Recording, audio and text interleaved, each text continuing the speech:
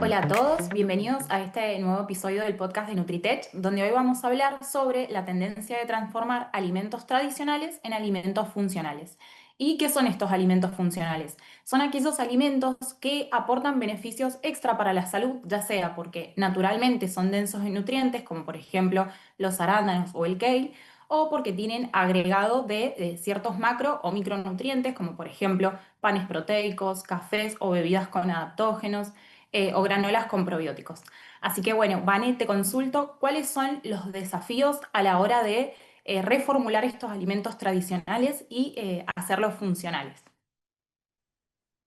Gracias, Euge. La verdad que para la industria de alimentos es un desafío súper grande porque históricamente una matriz de un alimento se desarrollaba de una cierta manera con un proceso tecnológico donde nosotros sabíamos que al mezclar ciertos ingredientes con cierta composición y cierta distribución en la fórmula funcionaba de una manera, ¿no? Y obteníamos un producto final apetecible, conocido por el público, con cierta vida útil, con un nivel de comportamiento comercial ya conocido. Ahora, cuando se empieza a hablar de esta nueva tendencia de hacer funcional un alimento que habitualmente conocemos, como decías vos muy bien, el pan, por ejemplo, o unas tortillitas, o unos grisines, o unas mantequilla de maní, o mermeladas, y ahí empezamos con una lista muy grande de matrices que habitualmente consumimos, pero que las podemos volver funcionales. La realidad es que hacer funcional un alimento implica claramente reformular el producto desde cero, poder elegir muy bien qué ingrediente va a ser el que aporte esa funcionalidad, en qué concentración se va a adicionar, cómo va a repercutir eso en el sabor final, en la textura que tenga el ingrediente, el alimento, si al final de todo el proceso productivo va a mantenerse en la concentración que nosotros necesitamos que esté para que llegue al consumidor y luego, ¿cómo se va a comercializar? Pongamos un ejemplo súper claro, elaborar un pan, ya sea con o sin gluten, que se consume habitualmente por la población. Hablamos de panes envasados, ¿no? Los que se venden envasados. Adicionarle algún tipo de proteína, ya sea de origen animal o de origen vegetal, eh, instantáneamente vuelve a ese producto como un producto más bien de nicho, porque impacta sí o sí en el costo del producto. Desde ya es reemplazar una materia prima que es eh, que tiene un cierto precio por otra materia prima que probablemente tenga un precio mayor, ya clasifica al producto de nicho, tal vez altera la vida útil, hay que volver a hacer el packaging, tener en cuenta todas las cuestiones reglamentarias o del código alimentario, que después nos vas a comentar un poquito más vos, que el sensorial sea muy similar al producto que ya está en góndola, que la persona ya lo conoce y que invite al público a elegir entre distintas opciones tradicionales y elegir una opción que cuando la consuma le va a aportar funcionalidad. La realidad es que hoy todavía en Argentina eh, se está trabajando bastante en poder volver funcionales ciertos alimentos que son clásicos, ¿no? De un consumo habitual.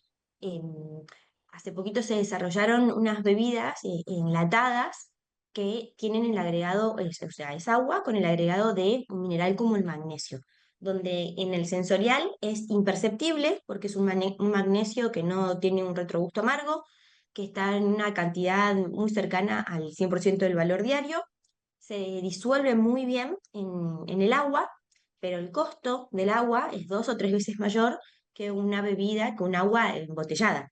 Entonces ahí, si bien toda la parte tecnológica está resuelta, porque se hizo un buen match entre las materias primas, hay que entender si el público va a pagar 2 o 3 veces más esa bebida o esa agua embotellada con magnesio por la funcionalidad que tiene, ¿no? Y empezamos a hacer todo este juego y esta mirada 360 cuando queremos desarrollar producto con estas características.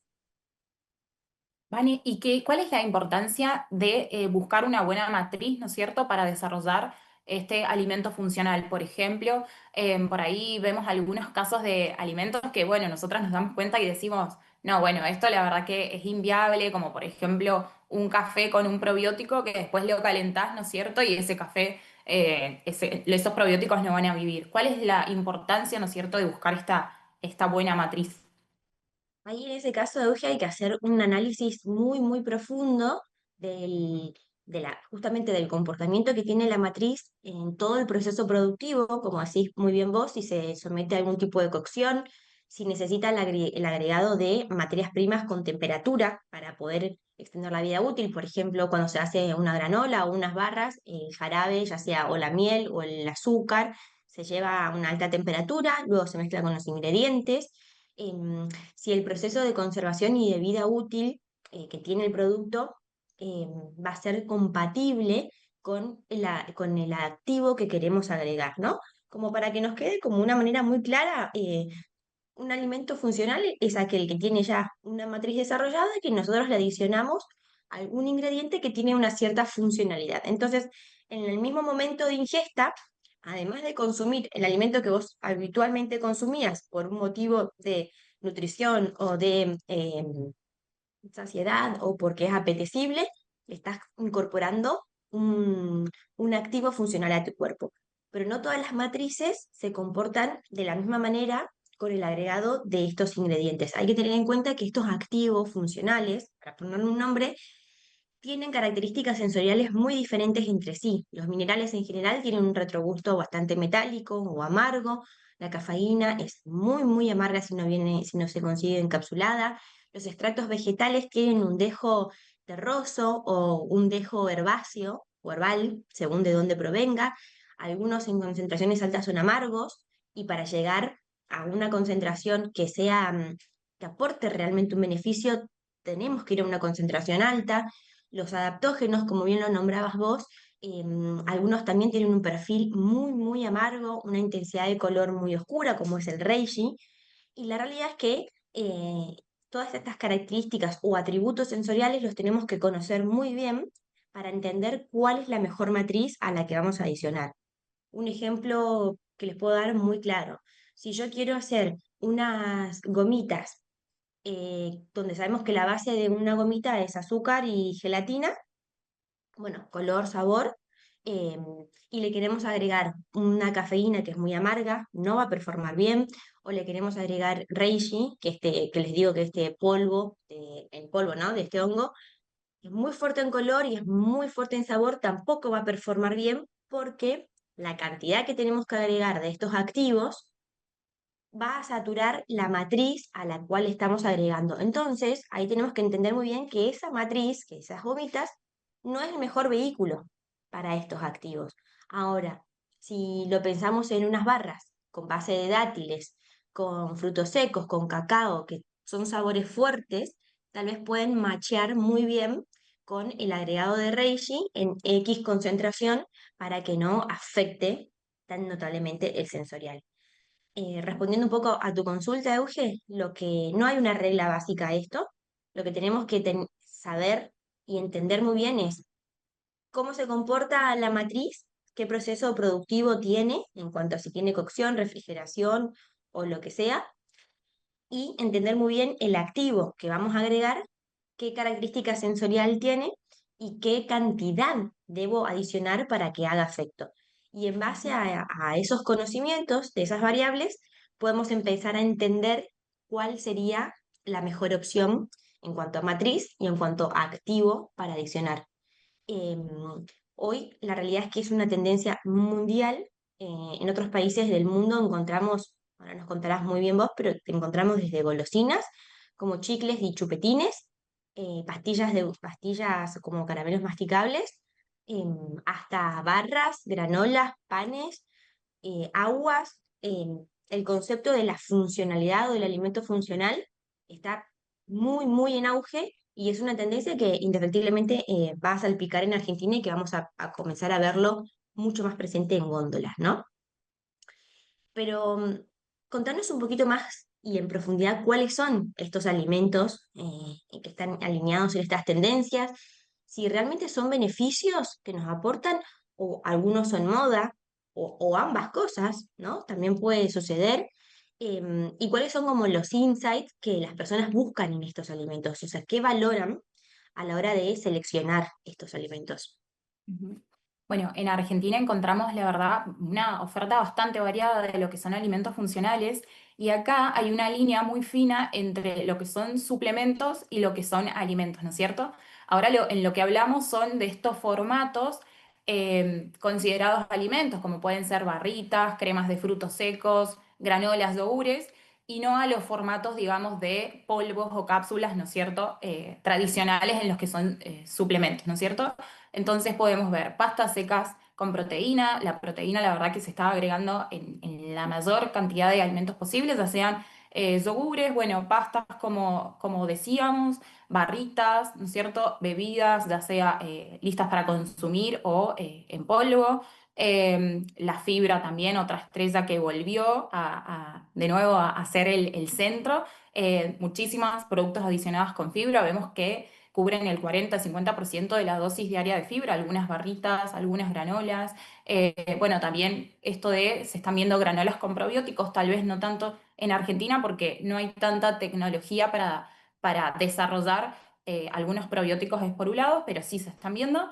Y otros de los productos que se están viendo muchísimo son los blends de café o algunas bebidas tipo Golden Milk, matcha, con algunos agregados de nutrientes, sobre todo adaptógenos, ¿no es cierto? Que prometen estos beneficios de mejor claridad mental, de foco, mejor descanso, ¿no es cierto?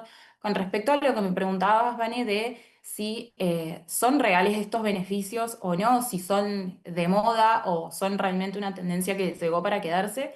Bueno, depende porque hay de todo. Hay algunos alimentos que están desarrollados muy, muy bien, ¿no es cierto? Que aportan fibra, que aportan proteína, que tienen probióticos de cepas específicas y otros que el beneficio es más una cuestión percibida que un beneficio real, como por ejemplo estas bebidas que tienen adaptógenos, algunos no trópicos, porque pasa que al ser de reciente, digamos, incorporación a la legislación argentina o porque se empezaron a estudiar hace muy poquito, no tienen tantos beneficios demostrados ni en sus beneficios, ¿no es cierto?, tanto clínicos como en sus dosis efectivas. Entonces, por ahí se agregan, ¿no es cierto?, a estas bebidas, sobre todo, o blends en polvo, y uno dice, sí, mejora el foco, la claridad mental, y pasa a ser más que nada un efecto placebo, se podría decir, ya que estos beneficios no están al 100% demostrados, como por ejemplo sí puede estar demostrado la fibra, la proteína, los prebióticos, ¿no es cierto? Alguno de los insights más importantes que encontramos es el de la salud digestiva. Eso es uno de los primeros, diríamos, ¿no es cierto? Desde productos con estos prebióticos, probióticos, simbióticos también, ahora también se habla de los posbióticos, que son estos metabolitos, productos de la fermentación de las bacterias, con algunos beneficios, ¿no es cierto? Como que son más viables, o sea, tienen mejor vida útil en el alimento al no necesitar de cadenas de frío o pueden someterse a tiempos elevados de cocción. Otro de los insights que encontramos es el de la longevidad saludable, la mejora de la cognición, del mejor descanso. Otro también es el perfil hormonal, muchísimos productos destinados a mejorar, ¿no es cierto?, estos periodos de estrés, de cortisol o de hormonas femeninas, ¿no es cierto? Que también se están hablando mucho de regular el ciclo menstrual y bueno, y todos estos alimentos que puedan apoyar a esta regularidad hormonal. Y también hay muchos alimentos que tienden a mejorar lo que es la salud de la piel, ¿no es cierto? Desde adentro. Ahora se habla mucho de este skin food, que son estos alimentos que ayudan a tratar el acné, a mejorar la rosácea, el eczema, a llegar con una piel más joven, ¿no es cierto?, a mayor edad. Pero bueno, digamos que estos son los insights más importantes. También hay mucha tendencia a romantizar, ¿no es cierto?, las rutinas de comida, con una moda bastante importante de lo que es el wellness, de levantarse y tener un café que tanto sensorialmente como sus beneficios nutricionales apoyen a ese estilo de vida que está buscando la persona, ¿no es cierto? Así que bueno, esos podrían ser los insights más importantes. Ivane, sí, decime. Respecto a los beneficios nutricionales, justo que lo nombraste recién, ¿qué características tiene que tener en cuenta el consumidor a la hora de Sí. elegir esto, ¿no? Porque sabemos que aportan nutrientes, pero lo que nos preguntamos siempre, ¿este nutriente en demasía ¿Genera un beneficio Ujú. extra o la realidad es que el cuerpo no lo percibe, lo elimina? ¿Qué nos puedes comentar acerca de eso?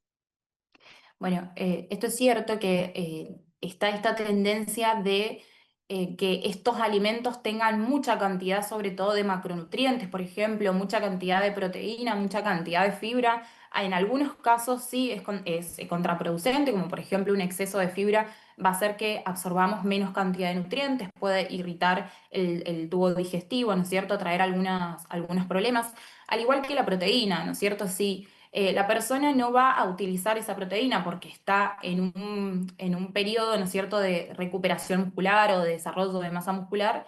El suplementar tanta proteína, la verdad que no tiene mucho sentido. Y también hay que tener en cuenta que todos estos alimentos están para complementar, no para sustituir una alimentación normal, ¿no es cierto? Lo que hay que tener cuidado por ahí es con el agregado de algunas vitaminas que pueden ser entre sí antagonistas, digamos, que pueden inhibir la absorción de otras vitaminas y eso también hay que tenerlo en cuenta a la hora de formularlo. Y también que tener en cuenta si nosotros ya venimos consumiendo otros alimentos que son fuente de proteínas, de fibras, de probióticos, bueno, por ahí tener cuidado con estos alimentos que pueden estar haciendo que sobrepasemos esa dosis y que nos puedan traer más un problema, ¿no es cierto?, que un beneficio para la salud. Pero sí, o sea, algunos alimentos sí tienen estos beneficios reales, bien claros, y otros por ahí no tanto, y lo mejor sería tener un poco de precaución, ¿no es cierto?, a la hora de comerlos, sobre todo cuando la persona ya tiene una dieta variada. Perfecto. Y otro punto que no debemos olvidar a la hora de desarrollar un producto en Argentina y en el mundo. ¿Qué dice la legislación argentina o qué hay en el marco regulatorio a nivel local? Ujú. Bueno, en Argentina no existe una definición exacta de lo que es un alimento funcional, ¿no es cierto? Sí se pueden marcar legalmente en el capítulo 17, donde están los alimentos con agregados, fortificados, enriquecidos y también los suplementos dietarios. Es por esto que la mayoría de estos alimentos de los que hablamos van a estar etiquetados como suplementos, porque tienen estos agregados bastante grandes de proteína o de vitaminas, minerales.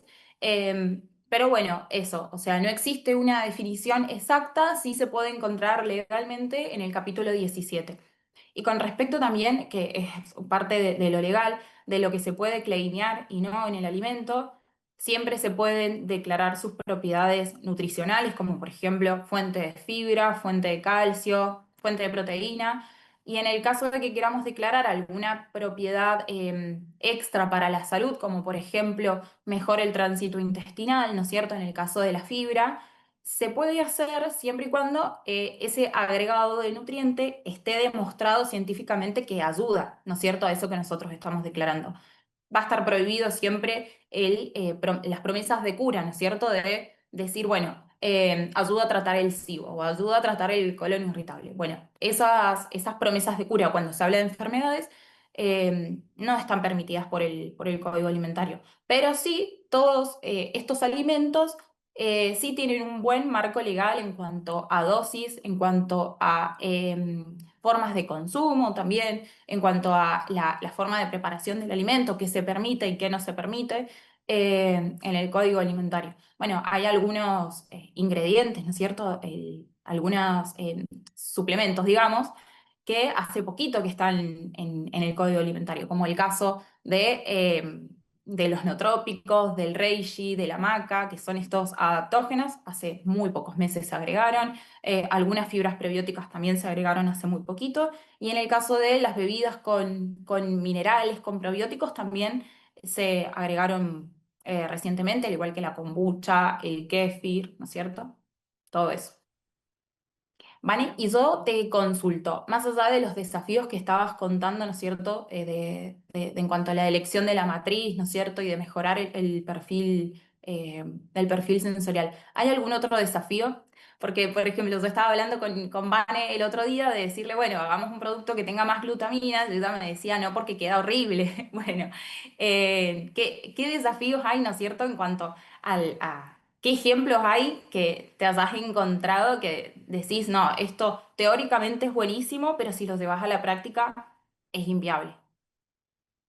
Exactamente esto que decís, Euge, es combinar la teoría y la práctica, porque nosotros desde la teoría podemos saber que tal dosis de tal ingrediente es la que nuestro organismo necesita, como dijiste muy bien vos, el ejemplo hoy de la glutamina, pero si la queremos agregar en un polvo que luego se va a reconstituir con agua en un perfil de sabor muy, muy amable, muy suave, muy redondo, claramente la glutamina en esa dosis que se recomienda no va a performar bien.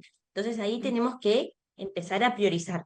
Y una cuestión súper importante en el desarrollo de un producto es priorizar, porque en general las personas que quieren hacer alimentos o uno cuando está formulando quiere agregar todo lo posible, que sea rico, que esté a un buen precio, que sea, tenga una buena textura y la realidad dura y cruel es que todo no se puede en un mismo producto porque una matriz se satura, hay cuestiones físicas y químicas de los alimentos, o sea, sí, de los ingredientes que se tienen que respetar, que no hay forma de ir en contra de eso. Entonces, si yo quiero agregar, en este ejemplo, 5 dosis de 5 gramos de glutamina en una porción que luego va a ser de 10 gramos totales, no tengo espacio en los otros 5 gramos para agregar el resto de los activos que necesito, más el sabor, más el dulzor, y que además todo este combo sea rico. Voy a tener que priorizar algo, o bajar la dosis de glutamina, o hacer un producto que no sea tan apetecible, pero que tenga un efecto mucho más potente, o pensar en este ejemplo, la glutamina, en otra matriz, que no sea un Ujú. polvo para reconstituir con agua, sino que sea más bien un sólido, que puede ser, no sé, un bocadito con pasta de dátiles que es bastante fuerte, o algún otro tipo de pasta o mantequilla de maní, y que a partir de ese bocadito se vehiculice ese activo que necesito. Hoy en Argentina, desarrollar alimentos funcionales es un desafío por esta cuestión justamente de combinar una matriz que el público ya la conoce, ya tiene un recuerdo sensorial muy fuerte de cómo, qué sabor tiene un producto, y cuando yo quiero adicionar otro ingrediente tengo que emular lo máximo posible este producto de referencia, porque si no va a haber una competencia en el mismo consumidor, donde si se hace una prueba de preferencia, va a terminar eligiendo el producto que no tiene una funcionalidad, ¿no? Si hacemos una prueba a ciegas, por ejemplo. Entonces, justamente el paso de desarrollo en laboratorio es uno de los más importantes que tenemos que tener en cuenta para formular estos productos. Otro ejemplo también muy claro es el agregado de proteína a, por ejemplo, unas tortillitas, ya sean con o sin gluten. La realidad es que va a cambiar bastante el perfil de sabor que tiene, le va a dar este dejo terroso, este retrogusto un poco más herbal, más amargo, y también va a hacer que la textura no sea la misma, que se resquebraje un poco, porque estamos reemplazando una materia prima que tiene gluten, por ejemplo, ¿no? Si es con harina de trigo, y estamos elevando el costo, estamos disminuyendo la vida útil, estamos jugando con muchas variables que pueden modificar mucho la elección de ese alimento final. Ujú. Es un desafío súper lindo. Sí, también le tenés que agregar más aditivos, ¿no es cierto? Así, sacando un poco de esta tendencia de lo que es el clean label, ahora que se escucha mucho, por ahí al adicionar cierta fibra, cierta proteína, por querer hacer este alimento completo, ¿no es cierto? Tenés que agregar otras cosas que por ahí no están tan buenas, justamente para hacerlo apetecible, para que tenga una vida útil como corresponde, ¿no es cierto?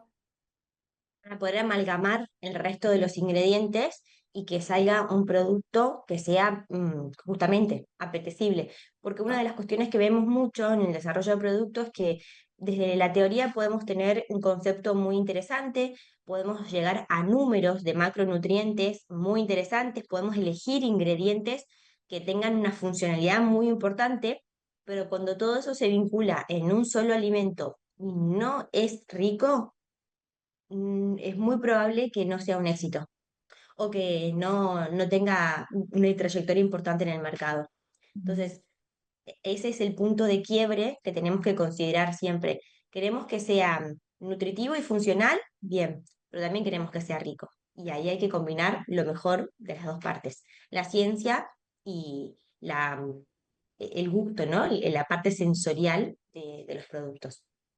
Sí, exacto. ¿Qué Desde la pens- fórmula todo es maravilloso, ¿no es cierto? Después en la práctica es otra cosa.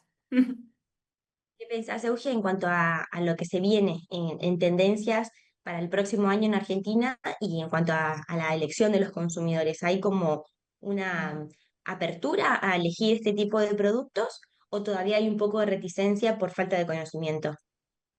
Bueno, yo creo que el consumidor está cada vez más informado. Nosotros ahora estamos hablando de productos por ahí que tienen una vuelta de rosca, ¿no es cierto? Que van un poquito más allá con estos nutrientes que se están hablando más ahora y que antes no eran tan tendencia. Pero si pensamos quiénes fueron los pioneros por ahí en desarrollar productos funcionales, fue la industria láctea, porque ustedes van a una góndola y se van a encontrar con leche deslactosada, leche con proteína, con prebióticos, con café, ¿no es cierto? Así que no es algo en realidad tan nuevo, es más, la legislación es súper antigua, ¿no es cierto? Nada más que ahora está esta vuelta de rosca de estos nuevos nutrientes, ¿no es cierto? De los que se están hablando. Argentina, yo creo que va por buen camino. El consumidor está informado, también como hay tanta globalización, ¿no es cierto? Que todo el mundo ve lo que hay afuera, entonces es como que ahí nomás los emprendedores ya quieren empezar a desarrollar productos cercanos, ¿no es cierto? A eso. En algún momento también se va a poder comprar de manera más sencilla, ¿no es cierto? Productos de afuera con una vida útil que pues, lo pueda permitir, ¿no es cierto? Entonces ahí irán llegando nuevas tendencias a Argentina. La realidad es que, bueno, por una falta de tecnología, muchas veces no se puede desarrollar lo que uno quisiera o los productos que vemos afuera, como decías, por ahí unas gomitas espectaculares que tienen un montón de cosas y bueno, acá estamos un poquito más acotados en cuanto a tecnología, no a conocimiento ni a ganas, sino simplemente a que por ahí no tenemos todo lo disponible para desarrollarlo. Pero yo creo que sí, y la tendencia es que el consumidor cada vez elige alimentos que tengan más nutrientes, ¿no es cierto? Mientras más pueda tener, mejor, debido a una vida, ¿no es cierto?, más atareada, a que pasa muchas horas en la computadora y siente que hay una disminución por ahí en su poder de concentración. Así que bueno, todos estos alimentos se acompañan con el estilo de vida que está teniendo la población. Y Euge, para cerrar el tópico de hoy y ese tema tan en auge, les dejo un comentario muy breve.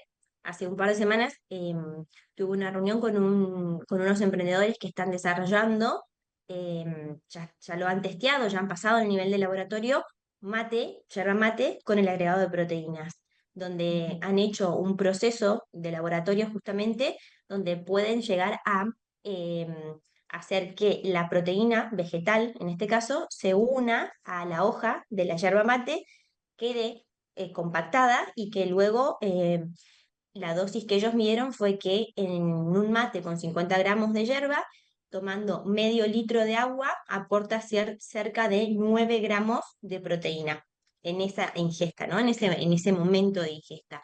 Así que esto claramente es un ejemplo de tendencia, de funcionalidad y cómo una bebida histórica argentina, con una impronta cultural muy grande, está siendo evaluada para ser una bebida funcional, ¿no? Este es un clarísimo ejemplo de lo que se está haciendo hoy en Argentina. Así que bueno, estamos ahí atentos a ver qué otras alternativas y otros desarrollos hay en curso.